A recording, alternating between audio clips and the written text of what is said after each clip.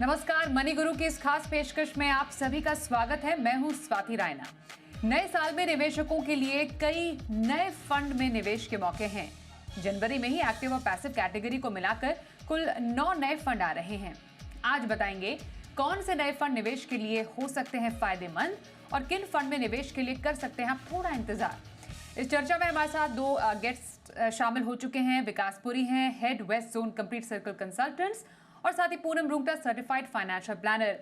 विकास और पूनम दोनों का बहुत स्वागत है आपका हमारे इस खास कार्यक्रम में शामिल होने के लिए। तो निवेशकों के लिए तो फंड्स की भरमार है। हम देखते हैं वैसे तो यूँ तो हर महीने हर बार नए नए फंड्स लॉन्च हो रहे हैं, लेकिन साल की शुरुआत में जब नए फंड्स लॉन्च हो रहे हैं तो लोगों को लगता है कि क्यों ना कोई एक अच्छा फंड अपने पोर्टफोलियो में ऐड कर लिया जाए।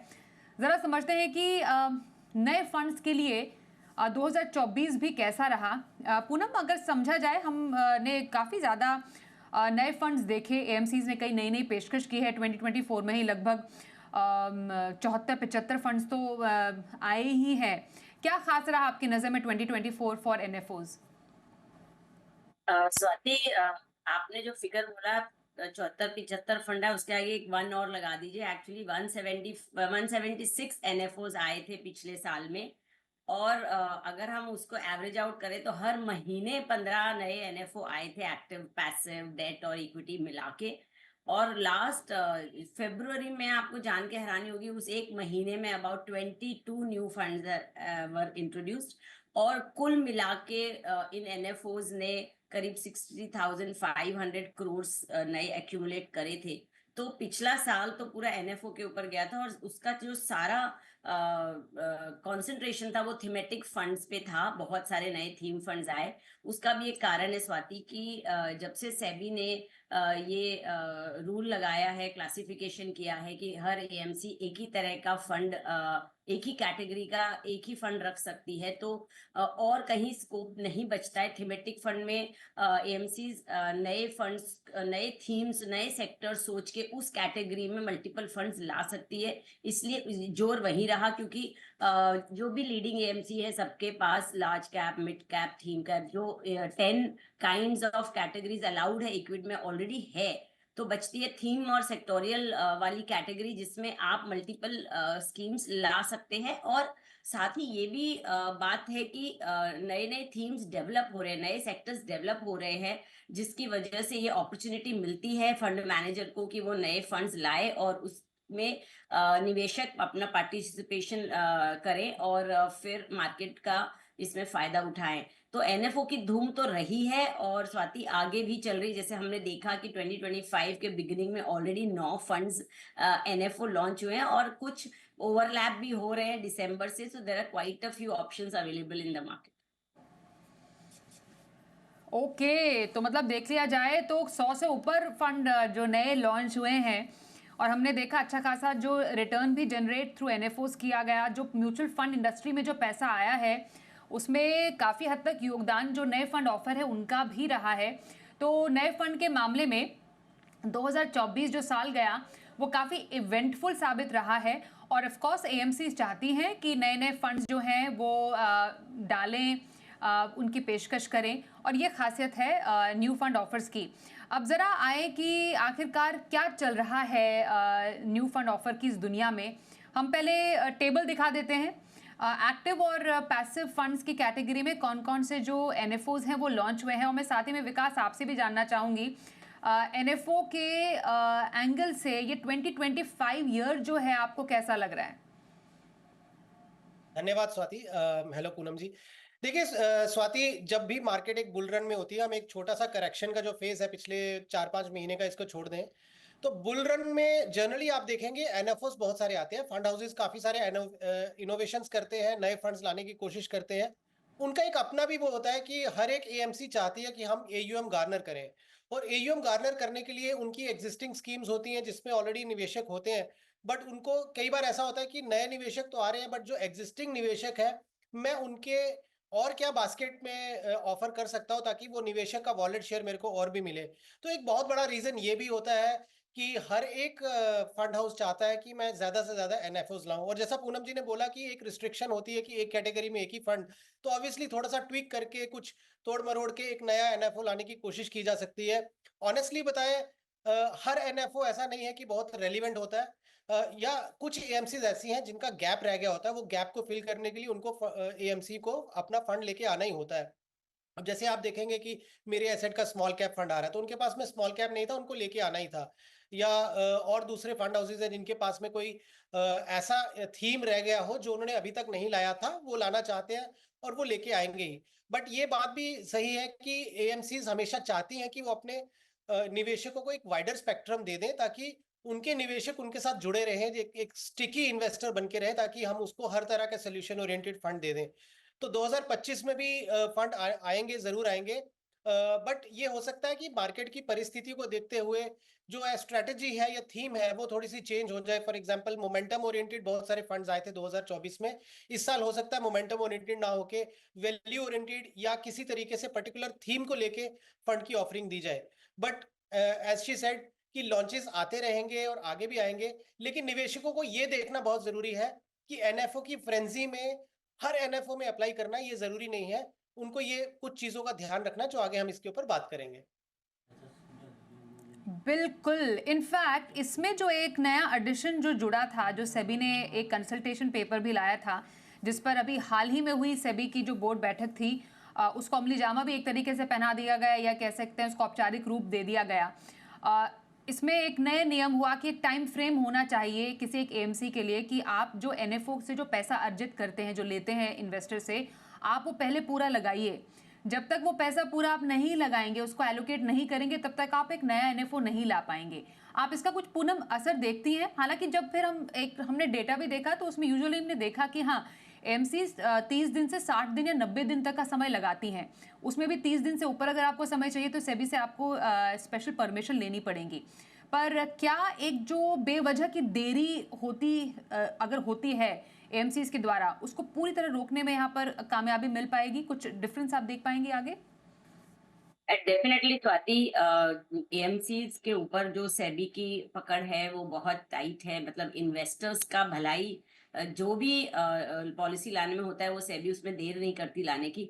अगर निवेशक का पैसा कैश में एएमसी के पास पड़ा है और वो डिप्लॉय नहीं होता इन द टारगेटेड कैटेगरी, तो डेफिनेटली मार्केट का उन्हें पार्टिसिपेशन नहीं मिलता और उन्हें लॉस होता है। और वो लॉस हमें नहीं नजर आता, मगर वो सेबी जरूर उसको पकड़ लेती है और लॉन्ग टर्म में उसका उन्हें बेनिफिट मिलना चाहिए। क्योंकि पैसा जब हम दे रहे हैं, निवेशक दे रहा है एएमसी को लगाने के लिए, और एएमसी उसमें देर करती है। हालांकि एएमसी के पास अपने रीजन होते हैं, वो बिना वजह ही कैश में नहीं रहते, बिकॉज इतना बड़ा पैसा आजकल आता है, तो उसको डिप्लॉय करना कंपनीज में मुश्किल होता है। कहीं कहीं कुछ रिस्ट्रिक्शन होती है, कहीं मार्केट कैप की प्रॉब्लम होती है, और जो भी स्कीम होती है उसके अपने दायरे होते हैं जिसके तहत निवेश करना होता है। मगर ये जो सेबी की जो लेटेस्ट ये सर्कुलर है, इसकी वजह से डेफिनेटली निवेशक को फायदा होगा और तुरंत पैसे डिप्लॉय होने से, क्योंकि फंड मैनेजर के पास फिर ऑलरेडी एक प्लान होगा डिप्लॉय करने का, और उस हिसाब से फिर वो आगे चलेगी चाल। तो कैश कम होगा उससे, डेफिनेटली मार्केट की वोलेटिलिटी और मार्केट का पार्टिसिपेशन में उन्हें बेहतर फायदा होगा। एब्सोल्युटली। तो अभी जो एनएफओज हमने जो देखे, कुछ तो चल रहे हैं जैसा पूनम ने भी बताया, कुछ समय में खुल भी जाएंगे। जनवरी में मोस्टली सारे एनएफओज खुल भी रहे हैं और बंद भी हो रहे हैं। तो जनवरी में कोई निवेश करना चाहता है तो उसके लिए अलग अलग तरीके के नए फंड्स में निवेश करने का मौका भी है। मैं विकास, हमने अभी दर्शकों को दिखाया भी कि कौन कौन से जो एनएफओज हैं एक्टिव या पैसिव कैटेगरी में, अभी जिनकी पेशकश है फंड हाउसेस द्वारा। आपको कोई खास एनएफओ आकर्षित कर रहा है यहाँ पर, जो कुछ अलग ही तरीके का है, आप जहाँ पर सोचा जा सकता है? देखिए, जो आप लिस्ट ऑफ फंड्स की बात करते हैं, तो उसमें 2-3 फंड्स तो डेफिनेटली अच्छे हैं, और अगर आप मुझसे पूछेंगे तो मैं टैक्टिकल प्ले निवेशकों के पॉइंट ऑफ व्यू से बोलूँगा कि एक टैक्टिकल प्ले कर सकते हैं। आपका बड़ौदा बीएनपी का जो एनर्जी अपॉर्च्युनिटीज़ फंड है, ये एक अच्छा फंड है। अगर आप इंडिया का देखेंगे तो एनर्जी की रिक्वायरमेंट काफ़ी अधिक है। इंडिया चाहता है कि हमारी डिपेंडेंसी क्रूड और कन्वेंशनल जो फ्यूल होता है उसके ऊपर ना हो। ग्रीन एनर्जी का पुश बहुत ज़्यादा है। हमें कार्बन न्यूट्रल भी होना है। तो गवर्नमेंट की बहुत सारी रिक्वायरमेंट्स हैं ग्रीन एनर्जी को लेके और बहुत सारा पुश भी है उसमें। India is the third largest power consumption company. तो अगर आप देखेंगे कि और ग्रीन एनर्जी से ही इंडिया का टारगेट है कि 2030 तक हमें 500 गीगावाट करना है। तो उसकी वजह से अगर आप देखेंगे तो एनर्जी में एक बहुत बड़ा पुश है। और अगर इंडिया जीडीपी की ग्रोथ की बात करें हम, तो एनर्जी सेक्टर जीडीपी की ग्रोथ से थोड़ा अधिक स्पीड से बढ़ने के चांसेस हैं। तो ये एक फंड है जो मुझे लगता है कि इसमें निवेश किया जा सकता है। जैसा मैंने बोला कि ये एक टेक्टिकल प्ले है, ये आपके कोर पोर्टफोलियो का हिस्सा नहीं हो सकता। 5 to 7 ईयर्स के टाइम पीरियड के टाइम होराइजन से आप इसको देखिए। और ये भी जरूरी है स्वाति के, जब टेक्टिकल प्ले की हम बात करते हैं तो वो फंड का एग्जिट भी आपको आना जरूरी है। तो बट डेफिनेटली ये 5 से 7 साल का प्ले जो है हमें लगता है कि यहाँ से बन सकता है। तो एनएफओ में अगर आपको इन्वेस्ट करना ही है तो अभी करंट लॉट में विकास को बड़ौदा बीएनपी परिवार एनर्जी जो फंड है वो पसंद आ रहा है। 21 जनवरी से खुल के 4 फरवरी तक इसमें आवेदन किया जा सकता है। ओपन एंडेड फंड है, डेफिनेटली अगर जब बंद होगा तो उसके बाद एक बार फिर से निवेश के लिए खुलता है। पर हाँ, एनर्जी क्योंकि एक डेफिनेटली एक ऐसा थीम है जो आने वाले टाइम में काफ़ी अच्छा प्ले आउट हो सकता है, वो एक बड़ी वजह है जिसके लिए पसंद है विकास को ये थीम। मैं अब पूनम आपसे जानना चाहूंगी, आपको फिलहाल अभी खुले एनएफओज में कौन सा एनएफओ ज्यादा आकर्षित कर रहा है? स्वाति, जैसे विकास जी ने कहा, मुझे भी एनर्जी सेक्टर बहुत प्रोडक्टिव लग रहा है, आगे के लिए एक अच्छा फायदा देगा। मगर चूंकि एनर्जी के ऑलरेडी हमारे पास फंड्स अवेलेबल है, जैसे last year SBI energy fund आया था, आईसीआईसीआई प्रूडेंशियल का energy opportunity fund already launch हुआ है। तो मुझे लगता है इस सेगमेंट से हटके अब हमें जो रूरल अपॉर्चुनिटी फंड आईसीआईसीआई का लॉन्च हुआ है वो मुझे बहुत नीश लग रहा है। बहुत ब्रॉडर एस्पेक्ट रखा है उसमें, और fund manager mister S Naren, जिनकी तो हमें हिस्ट्री पता ही है, वो कितने एक्टिवली और कितने एफिशिएंटली फंड्स मैनेज करते हैं, वो एक प्लस साइड है। प्लस रूरल इंडिया थीम है जो मुझे लग रहा है अगले 10 साल के साथ बहुत ही अच्छा अपने को रिटर्न दे जा सकती है। क्योंकि जो भी इंडिया की जीडीपी है उसका कंट्रीब्यूशन 46% जो है वो रूरल इंडिया से आता है। और रूरल इंडिया के 60% पॉपुलेशन जो है वो हालांकि इंडिया की भी 60% पॉपुलेशन अभी भी रूरल इंडिया में निवास करती है, और वो 60% भी एम्प्लॉयमेंट के लिए एग्रीकल्चर के ऊपर डिपेंड करती है।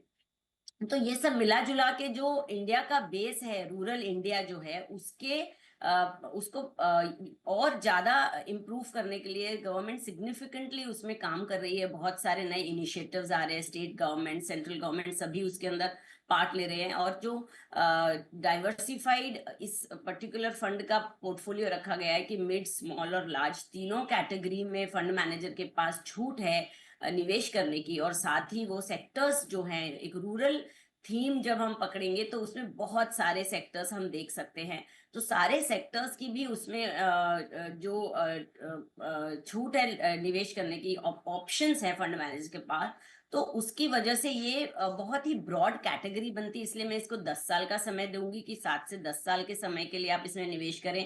इसके अंदर हम इंफ्रा रिलेटेड सेक्टर्स देख सकते हैं, जिसके अंदर सीमेंट, पावर, मैन्युफैक्चरिंग आ सकता है। आप फाइनेंशियल साइड भी देख सकते हैं, जिसके अंदर हम बैंक, एनबीएफसीज और इंश्योरेंसेस में निवेश कर सकते हैं। साथ ही हम फार्म रिलेटेड प्रोडक्ट्स, फर्टिलाइजर्स हो गए, एग्रोकेमिक हो गया, और ऑटोमोबाइल, ट्रैक्टर्स मैन्युफैक्चरिंग हो गई, ये सेक्टर्स के साथ साथ कंजम्पशन सेक्टर जैसे एफएमसीजी है, टू व्हीलर्स है, टेलीकॉम जैसे 2G 3G का बहुत ज्यादा अभी वहां डेवलपमेंट हो रहा है, और गवर्नमेंट इसकी तरफ बहुत इजाफा भी कर रही है, फंड्स और ज्यादा डिप्लॉय कर रही है टू डेवलप रूरल इंडिया। और हम Swati, I also have connections with rural part of the country. हम मेट्रो में रहते हैं मगर हम रूरल एरियाज में काफी जाते हैं, हमारे गांव में जाते हैं। आपको मैं बता रही हूँ, आपको हैरानी होगी वहां के डेवलपमेंट देख के। तो जब रूरल एक फंड आता है और मैं अपने आप को कनेक्ट करती हूँ रूरल इंडिया के साथ, मैंने वहाँ स्कूल्स का डेवलपमेंट देखा है, वहाँ पे रोड्स का डेवलपमेंट है, connectivity to the villages has become phenomenal. ये सब देख के I am very positive and बहुत कन्विक्शन हुआ है मुझे इस पर्टिकुलर थीम के ऊपर, बिकॉज रूरल इंडिया का डेवलपमेंट होना ही होना है। और उसके साथ अगर हम इस तरह का फंड चुनेंगे, उसमें पार्टिसिपेट करेंगे, तो डेफिनेटली अगले 5 से 10 साल के बीच में we will make very good wealth by investing in this. बिल्कुल, और असली भारत तो गांव में ही बसता है, और इस को काफ़ी अच्छे से रूरल अपॉर्चुनिटीज़ फंड भुनाने की उसने कोशिश की है डेफिनेटली। एंड जैसे कुछ नए इनिशिएटिव्स है, vocal for local, manufacturing in India, तो ये तमाम कुछ ऐसे इनिशिएटिव्स हैं जो आने वाले सालों में ऐसे किसी थीम को काफ़ी ज़्यादा बूस्ट दे सकते हैं। Of course energy, green energy, ये एक ऐसा थीम है जो आने वाले टाइम में काफ़ी ज़्यादा प्ले आउट हो सकता है। तो ये दो जो पिक्स हैं हमारे दोनों एक्सपर्ट्स की तरफ से इन टर्म्स ऑफ एनएफओज हैं। छोटे से ब्रेक के लिए रुकते हैं, ब्रेक के बाद हम और चर्चा करेंगे कि आपको एनएफओ में निवेश कब करना चाहिए, किन बातों का ध्यान रखें मोस्ट इंपॉर्टेंटली, और हमारे दोनों एक्सपर्ट्स की तरफ से उनके पसंदीदा फंड्स भी जानेंगे। बने रहिए हमारे साथ।